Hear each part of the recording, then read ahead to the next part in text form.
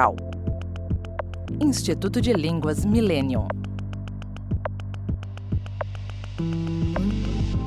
Livraria Próton. Faculdade Trilógica Kepp Pacheco. Boa noite, telespectadores. Estamos dando início a mais um programa de psicanálise integral, onde nós discutimos assuntos da formação do homem universal. Esta noite nós teremos o prazer de estar contando com a presença de alguns professores da Escola Millennium e do nosso principal convidado, do principal cabeça, o cérebro desse programa, o psicanalista Norberto Kepp. Dr. Kepp, boa noite. Nós gostaríamos de apresentar hoje o que nós chamamos de tipos assim, psicológicos ou tipos psicopatológicos, porque várias pessoas têm perguntado como que caracteriza assim uma pessoa doente de outra, vamos dizer, normal, se é que existe pessoa normal. Então, viu, Cláudia, eu acho que a gente pode usar aquela classificação alemã do Kretschmer. Sim. Ernest Kretschmer era um psiquiatra alemão que ele estudou muito essa questão de conformação física com a estrutura psicológica. Então, o que também o Nicola Pendi, um italiano, fez o mesmo estudo. Nos Estados Unidos também fizeram. Então, o que se depende desse estudo é o seguinte, que existem praticamente 3 tipos de patologia, assim básicas. Uma patologia seria chamada assim do indivíduo esquizoide, que uma famosa psicanalista, Melanie Klein, chama de esquizoparanoide. Então, o que seria o indivíduo esquizoide? Assim, vamos dizer, na parte física. O indivíduo esquizoide é geralmente um indivíduo alto e magro. É um indivíduo muito sonhador, fora da realidade. Ele muitas vezes não é artista, ele acha que é um grande artista. Porque todo indivíduo que dá valor a alguma coisa, ele inicialmente dá valor às artes. É uma coisa intuitiva já, uma coisa natural. O ser humano percebe que a arte, que o belo, é fundamental para viver. Então, o indivíduo esquizoide é um indivíduo geralmente alto e magro, assim, mas muito fora da realidade. Então, é um indivíduo que sonha muito, mas ele não consegue pôr nada na prática na vida.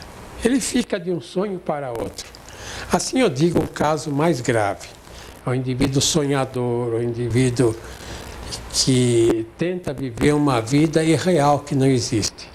E se esse indivíduo tiver, então, uma doença, seria, vamos dizer, esquizofrenia. Ou então a esquizofrenia paranoide. Seriam esses tipos, assim, intelectualizados, Dr. Kepp? É, bem intelectualizado. Quer dizer, a doença seria essa atitude justamente voltada só no campo intelectual. São pessoas que leem muito, às vezes, mas toda a leitura que eles fazem são leituras assim meio etéreas, assim aéreas. Eles ficam muito em meditação, exercícios assim, isolados, eles não gostam do convívio social. Sim. São pessoas que não têm, assim, vamos dizer, massa física suficiente para entrar na sociedade. Como o tipo contrário acontece. Então, esse primeiro indivíduo, vamos dizer, é um indivíduo esquizoide, um indivíduo de característica assim, de fuga da sociedade. E o outro tipo é o contrário disso, é chamado por Kretschmer de indivíduo cicloide. Então, geralmente, é um indivíduo sociável, ele tem uma aparência física assim mais exuberante, né? Indivíduo gordo, é um indivíduo que se sente bem em companhia dos outros. Gosta de comer, geralmente, cantar. Gosta, é muito oral, né? Um indivíduo muito dado à oratória, fala bem, tem muito assim... Bom relacionamento. Bom relacionamento. Pode dar até exemplo, vamos dizer, o Getúlio Vargas no Brasil, é antigo, né? Mas esse Papa João XXIII, que faleceu, era um tipo assim. O Jô Soares, que é um tipo assim, muito conhecido no Brasil. Quer dizer, são todas as pessoas que gostam da vida social, que amam a vida social. Agora, enquanto o primeiro, quer dizer, o indivíduo alto e magro, o indivíduo mais profundo, esse cicloide é um indivíduo muito superficial. Mas esse cicloide é um indivíduo que ninguém convence ao contrário do que ele pensa. É um indivíduo teimoso. Então, vamos dizer, se os pais têm um garotinho assim, meio forte, gordo, não vai convencê-lo de nada. Teimoso, né? Ele só aceita o que está na cabeça dele.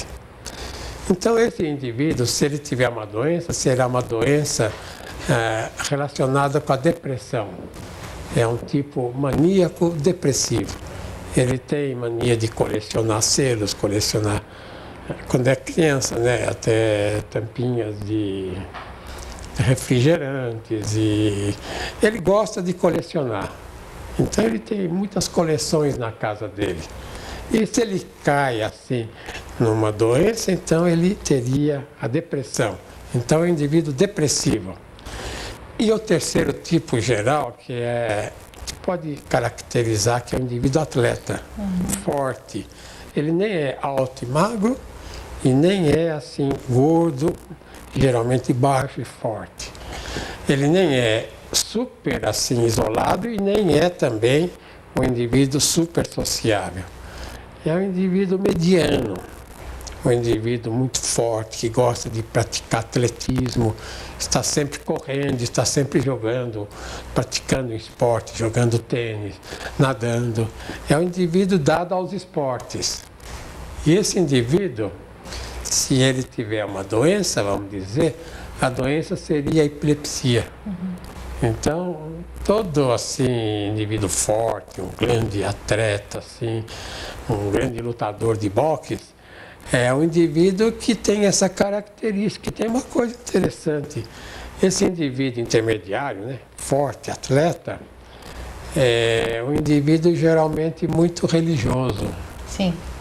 Por isso que aquele Mohamed lá, não me lembro o nome dele, aquele lutador de boxe, ele pregava o islamismo, o Cassius Clay, né? Sim. Ele se tornou adepto. Isso. E os outros também que praticam esporte, que são indivíduos atletas, são muito religiosos. Há uma relação interessante em Viena. Bom, eu tenho nacionalidade austríaca também. Em Viena, onde eu estudei, o professor Hans Hoff, que é neuropsiquiatra, ele falou que tem uma característica interessante. Quando o indivíduo tem um ataque epilético, por exemplo, e cai no chão, quando ele se ergue, ele geralmente começa a pregar uma religiosidade, uma forma de religiosidade. E o senhor acredita, Dr. Kepp, então, que todos os tipos assim da sociedade, pessoas assim normais, comuns, aí o senhor já citou alguns, todos eles estariam mais ou menos encaixados num desses três tipos? Num desses três. Agora, também a gente pode comentar outros tipos, mas esses são os três básicos. Sim. E a questão da epilepsia, viu, Cláudia? É interessante porque não é relacionado com uma lesão cerebral. Pensava-se antigamente que então a pessoa com ataque epilético vai ao médico, ao hospital, e faz o eletroencefalograma, que é para ver o tipo de ondas que tem na cabeça. E é uma coisa interessante porque muitas pessoas têm lesões cerebrais e não têm epilepsia. E pelo contrário, muitos indivíduos que têm ataques epiléticos, essas pessoas não têm lesões cerebrais. Então, não quer dizer que seja um problema assim orgânico, compreende? Então, Dr. Kepp, nós estamos agora entrando num campo que eu acho muito interessante, que é esse estudo da psicopatologia, da vida psíquica, dos pensamentos, dos sentimentos e ao mesmo tempo o funcionamento do cérebro no que diz respeito a toda essa energética, não é? Que o nosso cérebro funciona com impulsos elétricos e impulsos eletromagnéticos, enfim, há alguns físicos que chamam-nos de verdadeiros ímãs, que o ser humano é como um ímã e que é todo magnetizado e nós somos um feixe de energias. Eu, aliás, gostaria de no próximo módulo, Dr. Kepp, desta noite, se o senhor pudesse entrar mais nesse assunto, que eu sei que o senhor escreveu um livro, A Nova Física, e que faz essa relação entre a energética, a física e a psicologia. É uma boa ideia. Então, até o próximo bloco.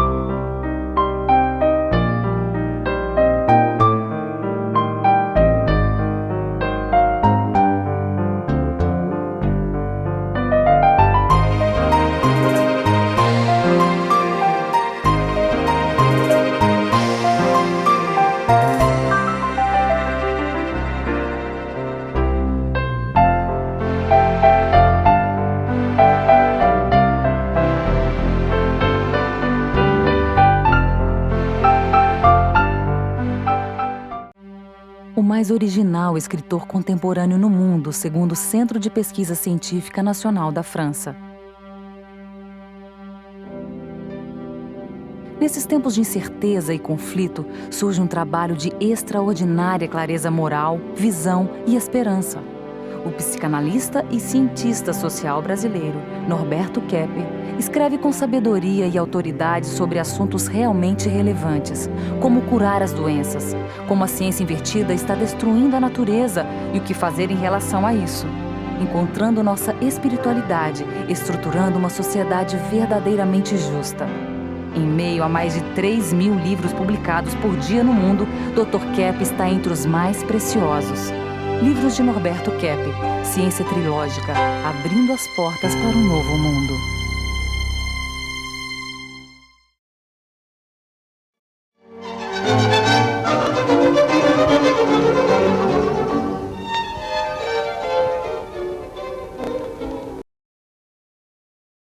Dando continuidade ao programa desta noite, eu gostaria de anunciar aos telespectadores a possibilidade dos senhores adquirirem os livros da Escola Norberto Kepp na editora Proton. Inclusive esse livro, Dr. Kepp, A Nova Física da Metafísica Desinvertida. E aqui o senhor faz uma análise relacionando a questão das energias da física, da genética e da psicologia, além de elementos da metafísica desinvertida, né? Uma análise que o senhor fez do Aristóteles sobre o estudo da metafísica. Agora, Dr. Kepp, o senhor estava falando sobre tipos físicos e tipos psíquicos, mas pelo que eu entendo da sua escola, do seu pensamento, o senhor não abraça essa ideia de que é a constituição física da pessoa que determina como ela vai ser no sentido psíquico, mas é vice-versa, não é isso? Quando eu trabalhava lá com o professor Edmundo Vasconcelos, que todos conhecem, né, um grande cirurgião que o Brasil teve, ele sempre dizia para mim, Kepp, eu não aceito bem a ideia de psicossomática, que o psíquico influi na somática, quer dizer, o psíquico no corpo. Eu admito mais a ideia do orgânico influindo no psíquico. Então a pessoa que cai doente, ele falava, cai doente primeiro organicamente, depois psiquicamente. Bom, a opinião dele, né? Ele era médico, ele fazia cirurgia todo dia, ele trabalhava com cirurgia. Então ele tentava curar a pessoa através da cirurgia. Mas a verdade é que a pessoa, o que é mais forte nela é energética. E agora entra então nessa questão da metafísica, que eu estudei muitos anos, e não sei se vai dar para esclarecer bem o leitor o que é isso, que o próprio corpo da pessoa, a parte assim de carne, vamos dizer, não é bem uma parte material assim, não é só matéria. A própria matéria pedra é uma energia em movimento. Então não existe nada parado. Essa descoberta da física moderna, em que mostra que tudo é constituído de átomos. Quer dizer, o átomo é formado pelo próton e pelo elétron. São duas partículas, né, que se movimentam. Agora, essas partículas são formadas por uma energia essencial básica, que inclusive faz aparecer a partícula, e essa energia, que tem dois polos, né? Um polo a gente chama na eletricidade positivo e negativo, então cria uma força que faz se movimentar. Isso é que movimenta a Terra, movimenta tudo, inclusive o ser humano. Por isso que o senhor diz aqui, Dr. Kepp, que a verdadeira designação da física deveria ser de energética e que qualquer fenômeno físico é sempre fruto de um movimento básico rotativo energético? Então esse livro, para entender, talvez a pessoa tem que ter bons conhecimentos de física.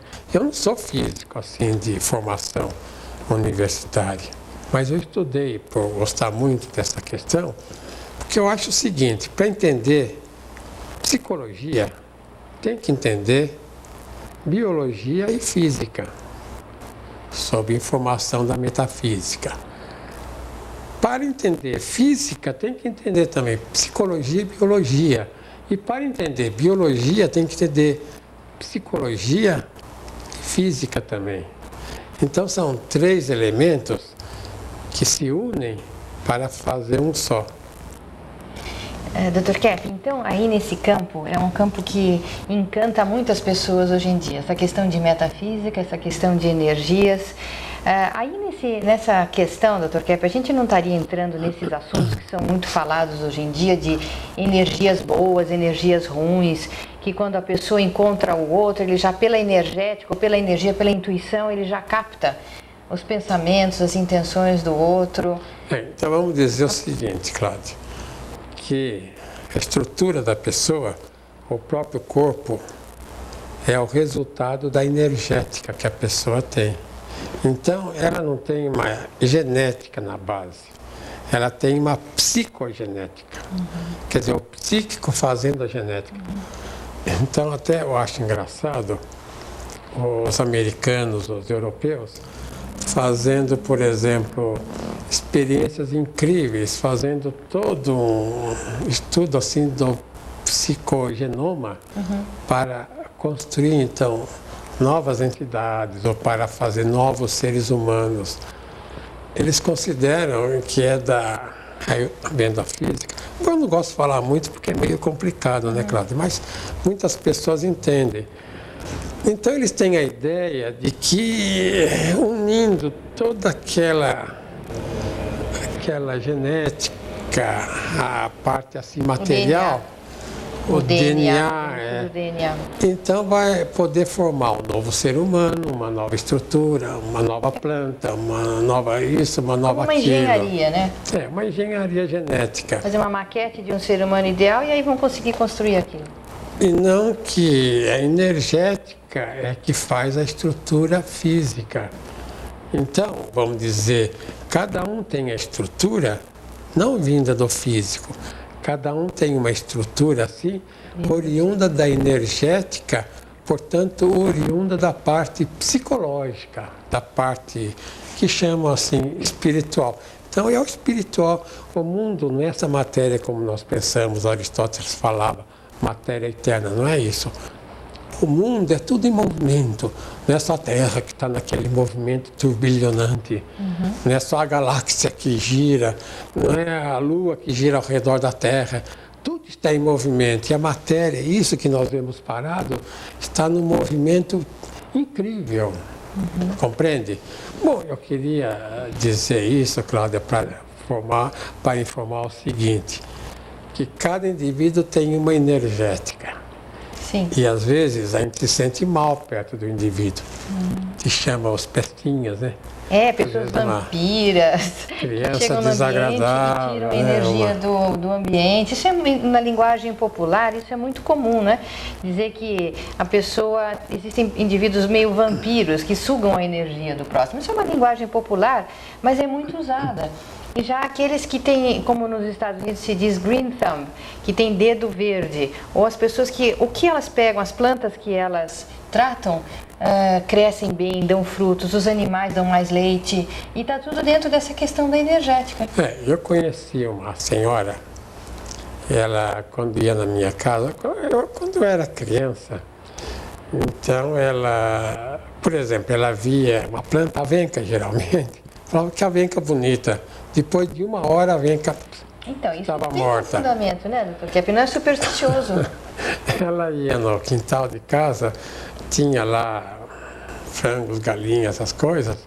Quando ela elogiava uma daquelas aves, no dia seguinte a ave estava morta.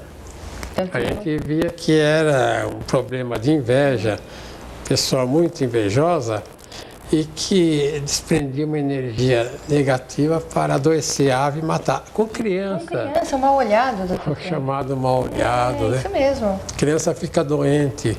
Às vezes são pessoas que olham a criança, gostam, no dia seguinte a criança está doente. Então eles jogam energia de inveja nas crianças. Então é interessante a gente ver isso, né? Que a pessoa, ela transmite algo do interior. No físico. Mas também tem que dizer, Cláudia, que não são todos que ficam doentes, não. Se a gente tem uma estrutura boa, bem conformada, quer dizer, se o indivíduo é adulto e tem uma conduta assim, regular, boa, ele não fica doente, não. Dr. Kepp, fazendo uma relação entre essa questão da vida psíquica, das energias e do físico, então nós podemos verificar que elementos ruins, assim, em filmes de crianças, os monstros, as bruxas são sempre feias, né? Os feiticeiros, os feiticeiros, os vampiros e as fadas, as pessoas boas são sempre representadas como pessoas muito bonitas, porque parece que a beleza do sentimento, a pessoa que tem afeto, que não tem tanta inveja e que está nesse ato puro que o senhor se refere, então ela tem a tendência de ter um físico mais harmonioso, né? De se conservar mais tempo numa certa harmonia da natureza. Então esse tipo atlético, Dr. Kepp, teria uma boa, como o senhor disse, tem muito interesse pela espiritualidade, são muito ativos, então por causa disso, um físico também mais proporcional. Então, como consequência de uma atitude psíquica. Também não pode ser extremo, né? Pode ser um indivíduo alto e magro ser um santo, um baixinho aí, gordinho, ser um santo também. Você não pode entrar nesses extremos. Nessas fórmulas fáceis. Não é assim que funciona. A questão é que tem que prestar atenção qual é o problema básico. Sim. Se é depressão ou agressão. E tentar segurar a pessoa naquilo. Então, eu acredito que no próximo módulo o senhor poderá entrar um pouco nessa análise da psicogenética nos povos, Dr. Kepp, porque parece que cada povo tem mais ou menos uma linha geral de pensamento e tem uma certa semelhança, inclusive no tipo físico, no tipo de conduta, como o povo brasileiro, o povo americano. E o senhor escreveu um livro, né, Decadência do Povo Americano, que eu gostaria que o senhor comentasse no próximo bloco. Então, até daqui a pouco.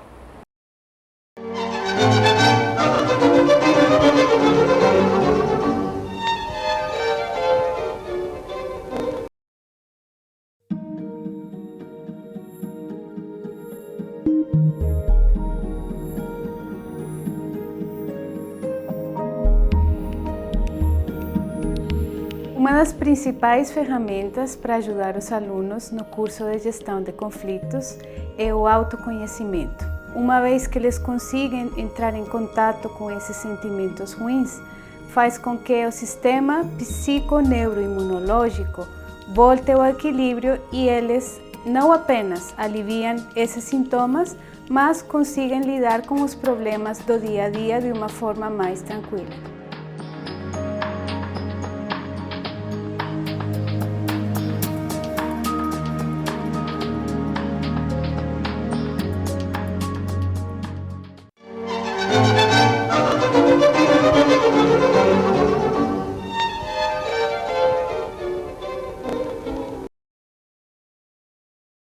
Dando continuidade ao nosso programa dessa noite, então, Dr. Kepp, o senhor escreveu um livro, A Decadência do Povo Americano e dos Estados Unidos, e aqui o senhor faz uma análise sobre o problema de decadência que o senhor observou naquela civilização, no intuito de recuperar o que fosse possível, não é?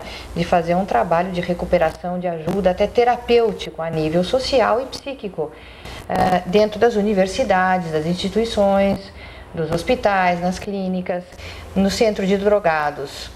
E eu queria saber, Dr. Kepp, o que levou o senhor mesmo a escrever essa obra, já que nós estávamos falando sobre tendências de povos e de psicogenética. O senhor acredita que houve até uma espécie de uma decadência no povo americano a nível psicoenergético genético? Então, você deve se lembrar que em 84, quando fomos para lá, logo de início eu notei que a civilização americana estava no rumo errado. Isso quanto ao aspecto assim econômico, que lá havia uma especulação desenfreada e que o presidente daquela ocasião, Ronald Reagan, ele estava usando um processo chamado Reaganomics, que era baseado no Friedman, que é até um prêmio Nobel. Esse Friedman, ele incentivou o regime monetário, o regime das bolsas.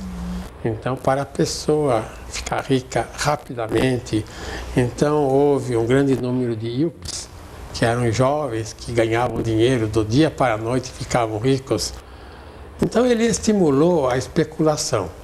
Então, a especulação é o jogo da bolsa. Então, publiquei esse livro para dizer que esse era um caminho errado que o país seguiu, porque as indústrias estavam levando a breca, vamos dizer.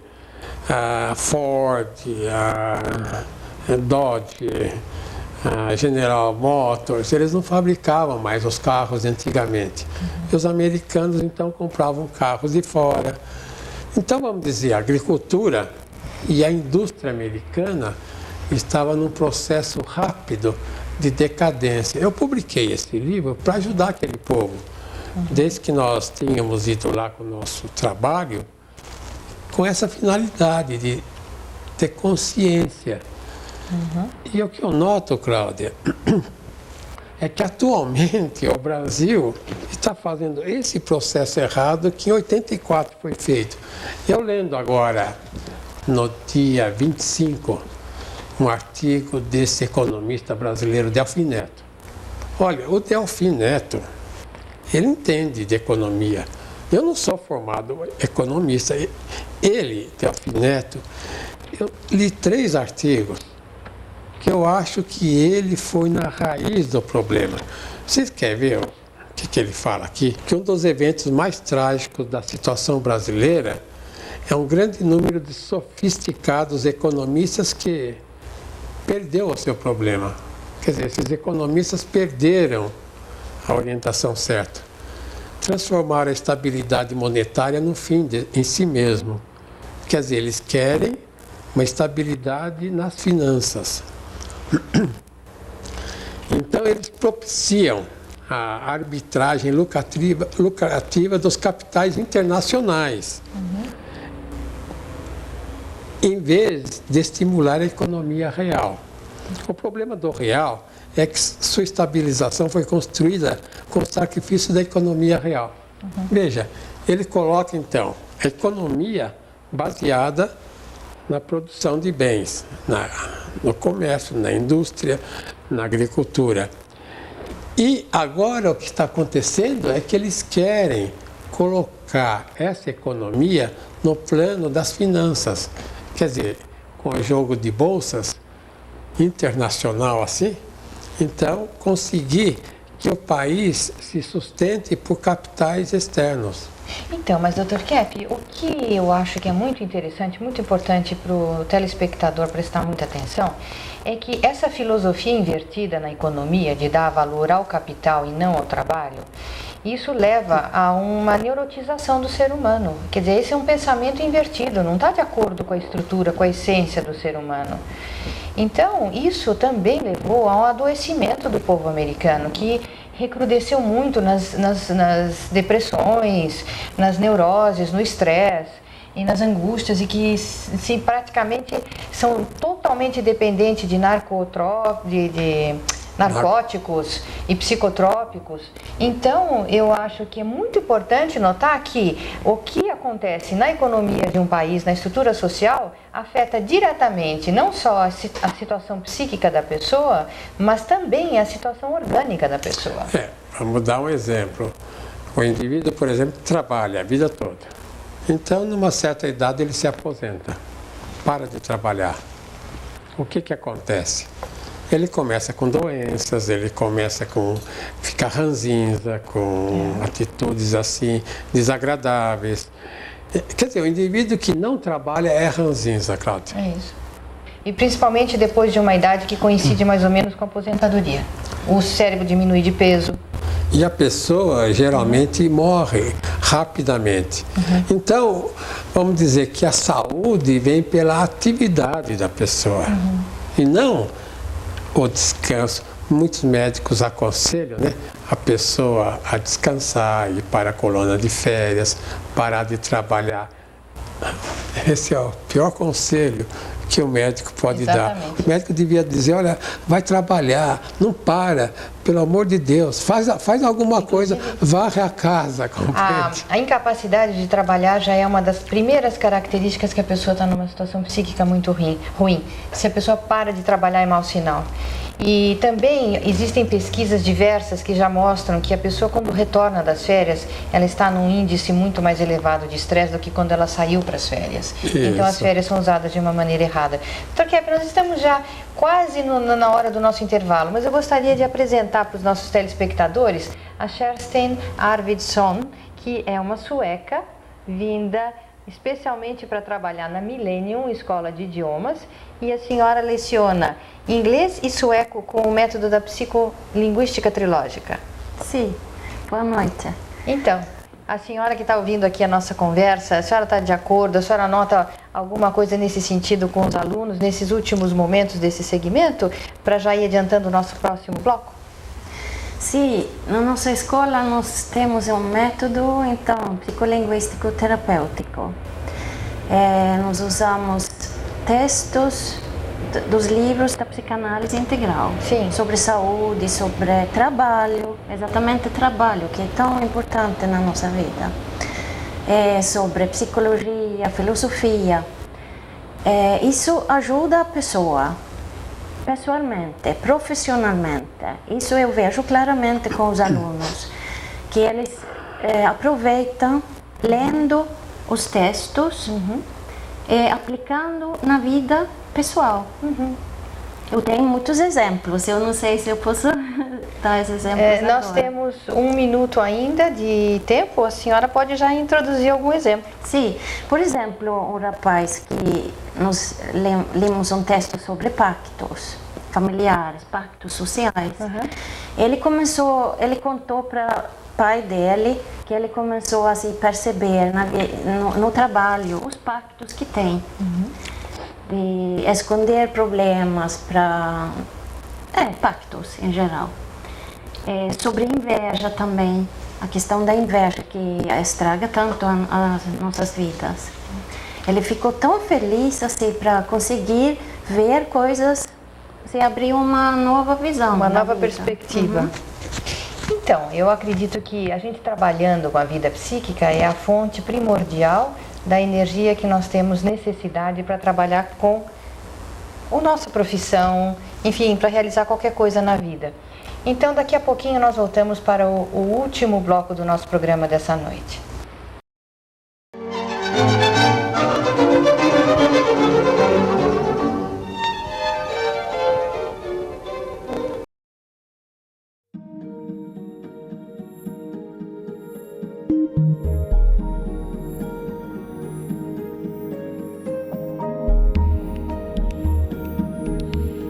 Os alunos, quando vêm estudar conosco, eles vêm sempre fechados, assim, com várias barreiras, com vários bloqueios. E o principal é que eles começam a ter uma visão universal das coisas.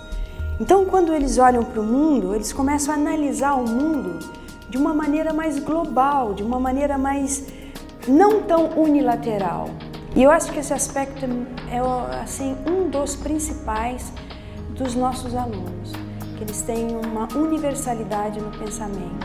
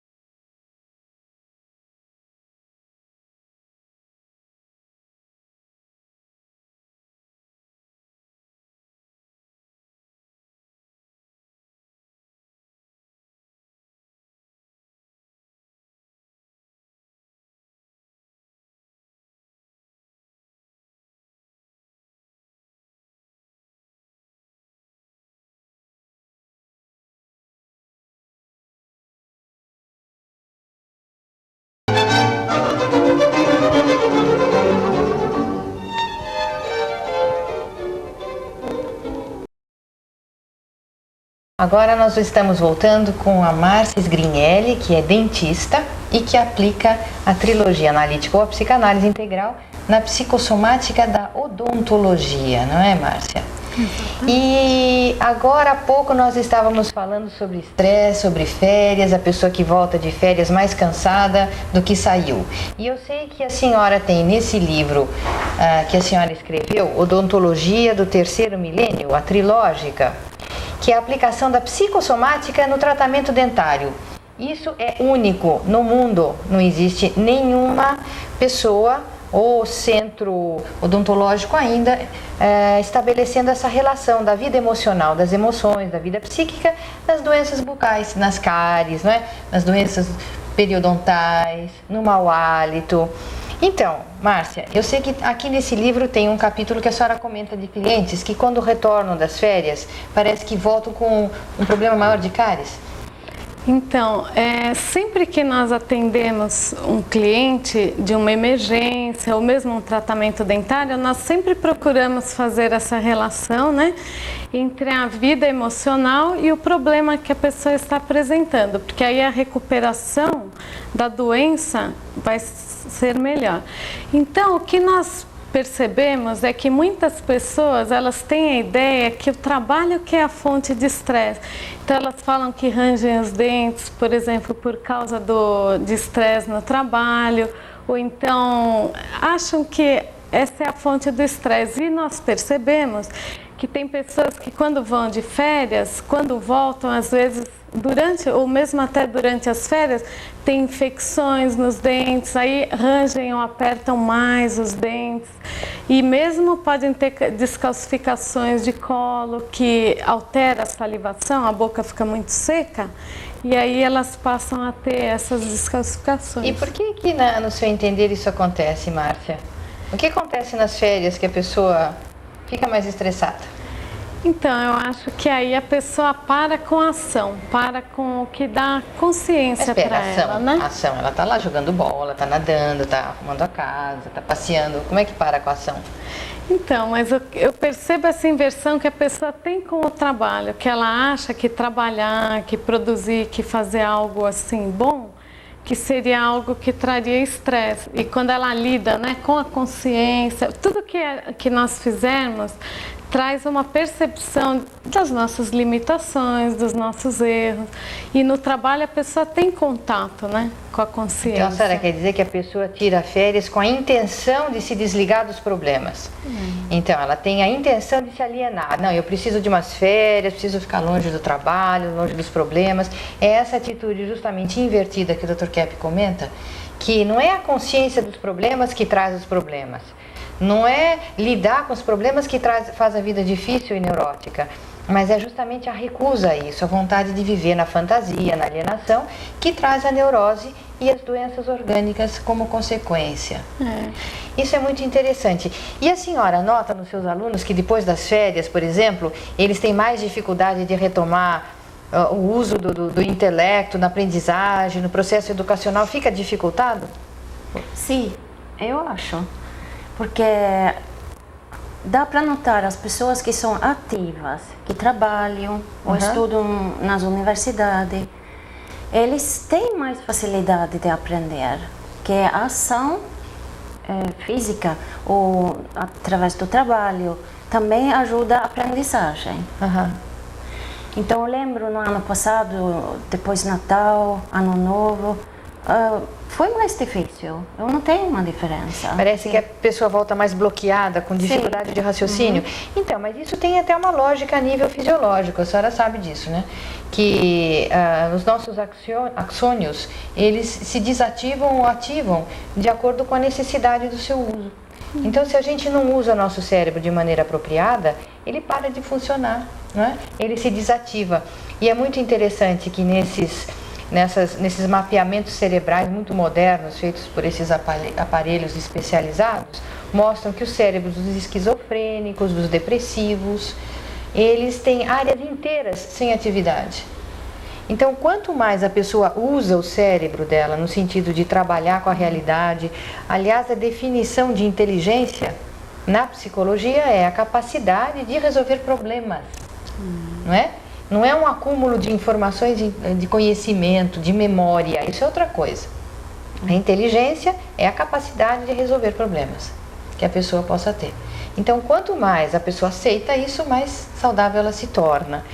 Então, Kerstin, mas a senhora estava dizendo que gostaria de dar mais exemplos dos seus alunos. Como que esses textos funcionam na escola? Eu acho que vocês vão achar interessante que eu gostaria de estabelecer uma unidade entre a Márcia, os clientes dela de odontologia, e a Kerstin com os alunos dela, para vocês verem que existe uma unidade interdisciplinar, que na trilogia analítica existe um corpo de descobertas que são aplicáveis a todos os campos, ao campo da economia, ao campo da odontologia, ao campo do trabalho, da educação, da medicina, do que mais, das artes, da psicanálise, evidentemente. Então, o que a senhora usa para os seus clientes, muitas vezes a senhora usa para os seus, e os alunos da Escola Milênio vão usar na sua profissão, no seu trabalho. Então, fala um pouco desses textos, Kerstin. Então, os textos que nós usamos na nossa escola são dos campos diferentes, como eu já falei, filosofia, psicologia, saúde. Assim a pessoa entra nos universais, porque, como a senhora falou, uma interdisciplinária. Então a pessoa se liga com os universais, o conhecimento que todos nós temos dentro de nós. Lendo esses textos, a pessoa assim aprende coisas sobre a vida dela. Então, isso eu noto claramente que a pessoa vai ter mais facilidade de aprender a língua ao mesmo tempo.